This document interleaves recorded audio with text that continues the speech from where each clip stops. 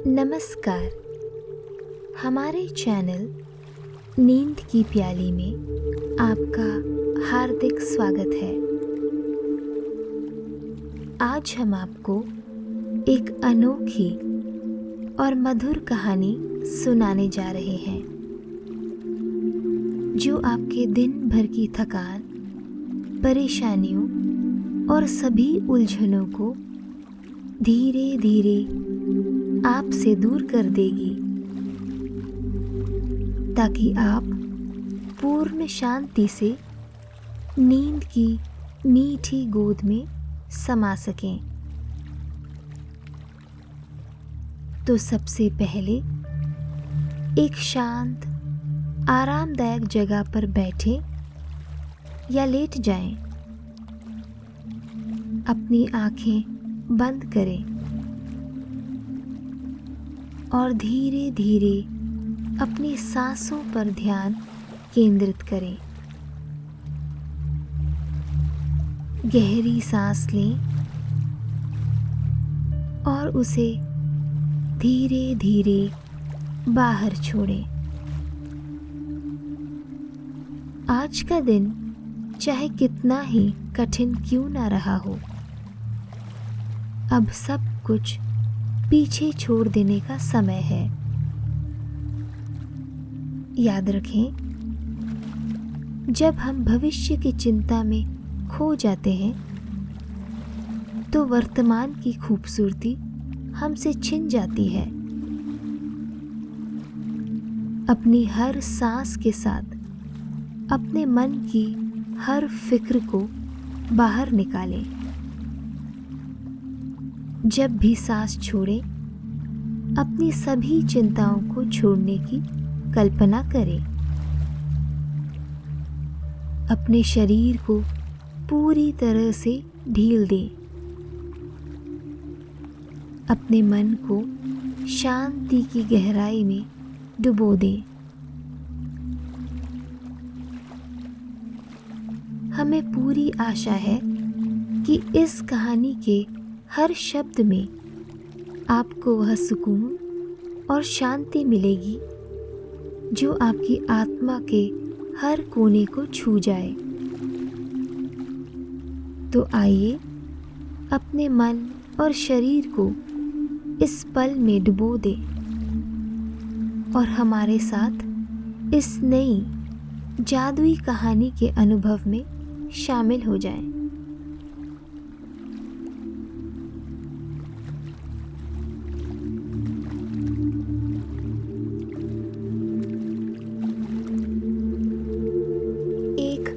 छोटे से गांव में एक प्राचीन विष्णु मंदिर स्थित था, जिसके बुजुर्ग पुजारी गौतम भगवान विष्णु के प्रति अपनी आस्था और निष्ठा के लिए जाने जाते थे।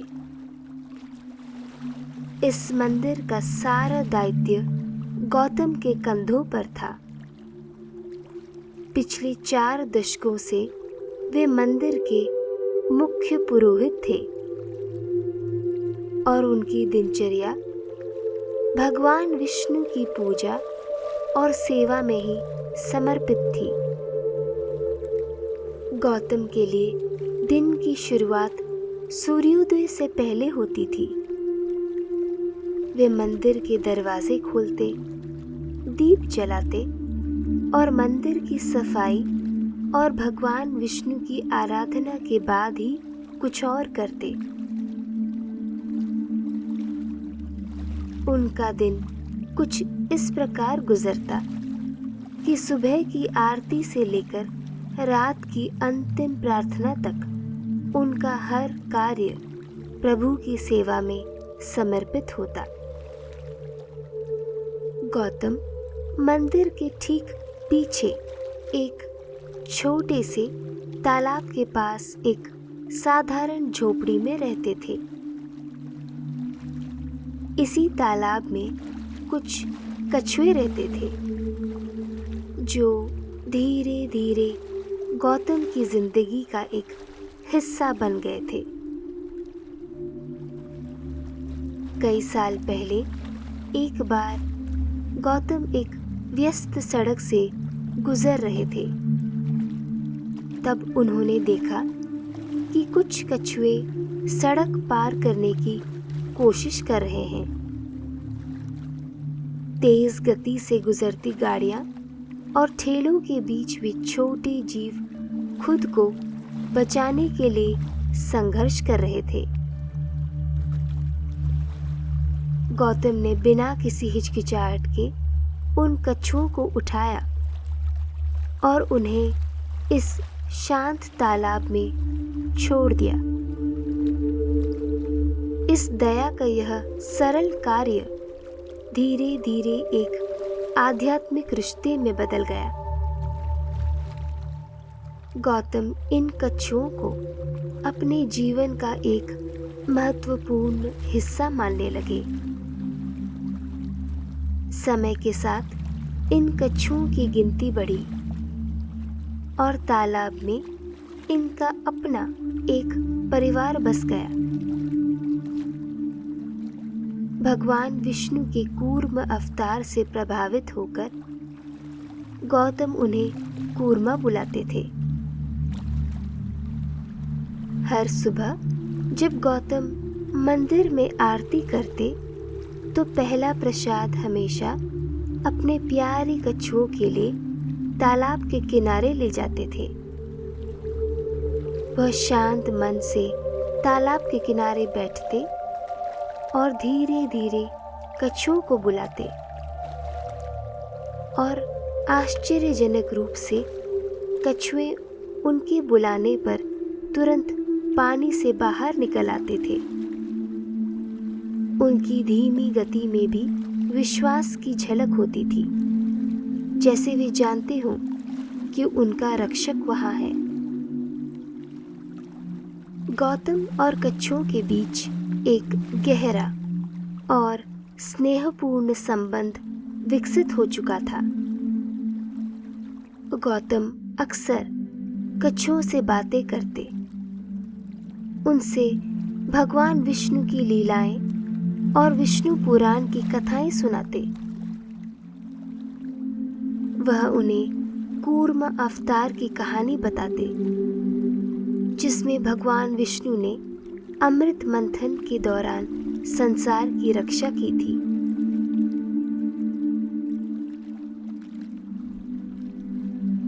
यह ऐसा था मानो वह उन्हें शिक्षा दे रहे हों, लेकिन असल में वह खुद भी इस संवाद से आध्यात्मिक शांति पा रहे थे।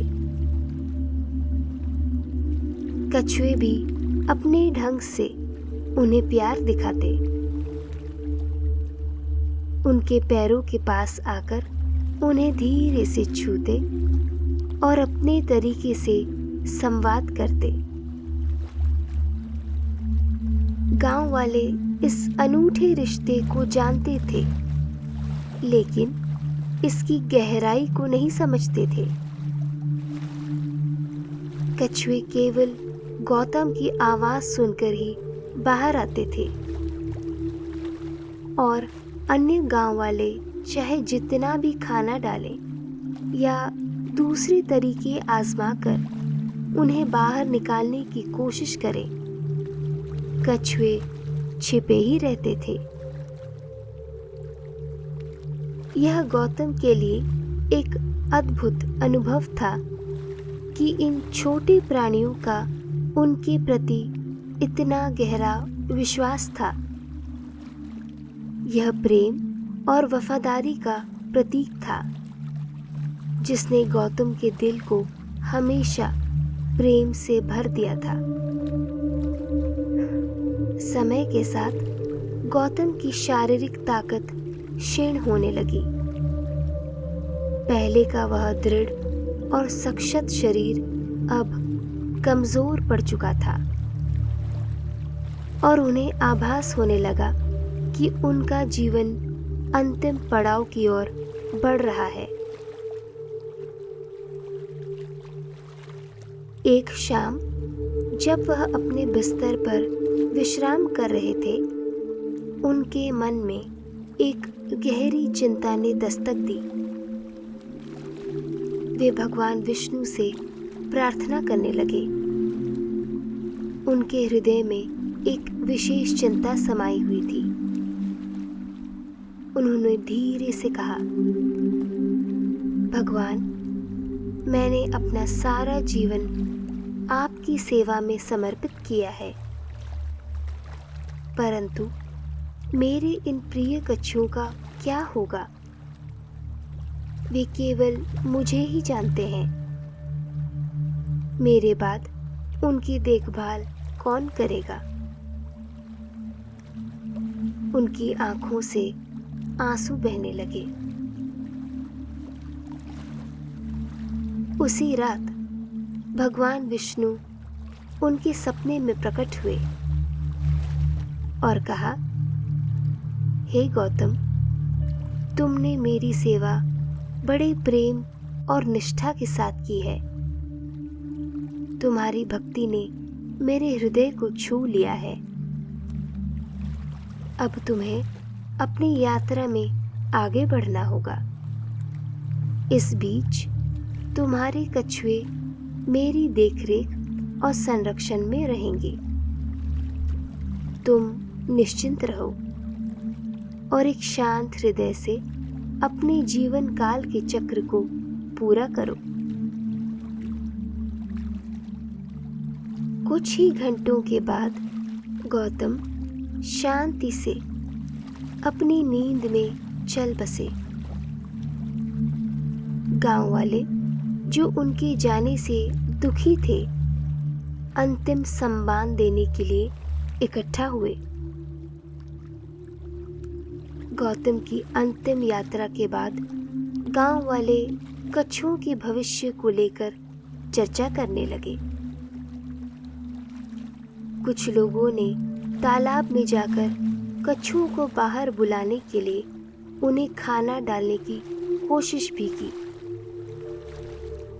लेकिन इसका उन पर कोई असर नहीं हुआ। गौतम के कोमल और शांत स्वभाव की कमी लोगों को महसूस होने लगी थी और इसी कारण वे अपने हृदय में गौतम की स्मृति को जीवित रखने के लिए उनके कछुओं की देखभाल करना चाहते थे, मगर कोई भी तरकीब काम नहीं आ रही थी। जब सब सोच में डूबे हुए थे, दूर से गांव वालों ने एक अद्भुत दृश्य देखा। लगभग 15 कछुओं का एक झुंड, कुछ बड़े तो कुछ छोटे, तालाब से बाहर निकल एक अनुशासित पंक्ति में सीधे मंदिर की ओर बढ़ने लगे। वे धीरे धीरे मंदिर के प्रांगण में प्रवेश कर रहे थे। कछुए बड़े शांत और गरिमा के साथ चल रहे थे, मानो कोई दिव्य शक्ति उन्हें बुला रही हो। लोग हैरानी से यह दृश्य देख रहे थे। मंदिर की भीड़ का कछुओं पर कोई असर नहीं था। वे निर्भीक होकर आगे बढ़े और भगवान विष्णु की मूर्ति के सामने जाकर रुक गए। नया पुरोहित, जिसने देखा था कि गौतम हर रोज आरती के बाद इन्हें भोजन कराते थे, जल्दी से समझ गया कि वे क्या चाहते थे। उसने केले के पत्ते पर प्रसाद परोसकर कछुओं के सामने रख दिया और कछुओं ने उसे शांति से खाना शुरू किया, ठीक वैसे ही जैसे वे गौतम के समय किया करते थे। गांव वाले आपस में फुसफुसाने लगे। उनमें से एक ने कहा, यह चमत्कार है। स्वयं भगवान विष्णु ने इन कछुओं को अपनी शरण में ले लिया है। प्रसाद समाप्त करने के बाद कछुओं ने मूर्ति की ओर देखा, मानो अपनी मौन प्रार्थना अर्पित कर रहे हों। फिर उसी अनुशासित ढंग से जैसे वे आए थे, वे वापस तालाब की ओर लौट गए। उस दिन के बाद गांव वालों ने देखा, हर सुबह और शाम जब गौतम कछुओं को भोजन दिया करते थे, उसी समय पर कछुए कुंड से बाहर आते, मंदिर में प्रवेश करते, प्रसाद ग्रहण करते और फिर वापस लौट जाते। यह मानो भगवान विष्णु द्वारा गौतम से किया गया वादा हर दिन पूरा हो रहा था। एक दिव्य संबंध जो कछुओं और भगवान के बीच स्थापित हो गया था।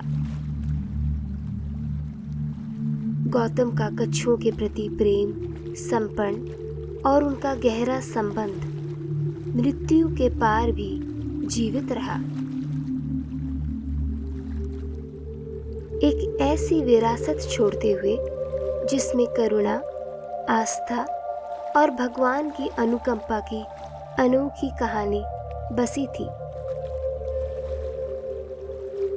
यह कथा सिद्ध करती है कि भले ही गौतम ने संसार को त्याग दिया, लेकिन भगवान विष्णु के प्रति उनकी अटूट भक्ति और अपने कछुओं के प्रति उनका गहरा प्रेम एक ऐसा अमर बंधन रच गया जो समय और स्थान की सभी सीमाओं से परे है। जब हम पूरे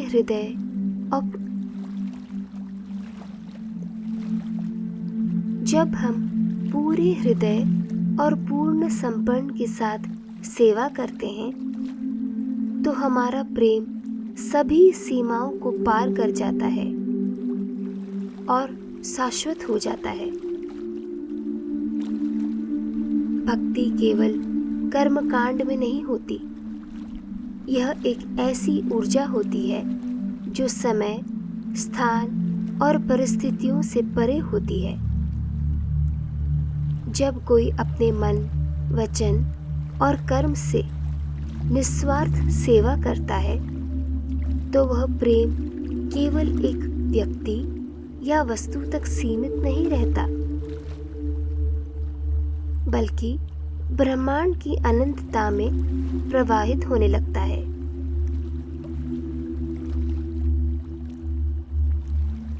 इस कहानी के समाप्त होने पर हम आशा करते हैं कि आप विश्राम की उस गहराई में उतर चुके होंगे जहाँ केवल शांति और सुकून का एहसास है।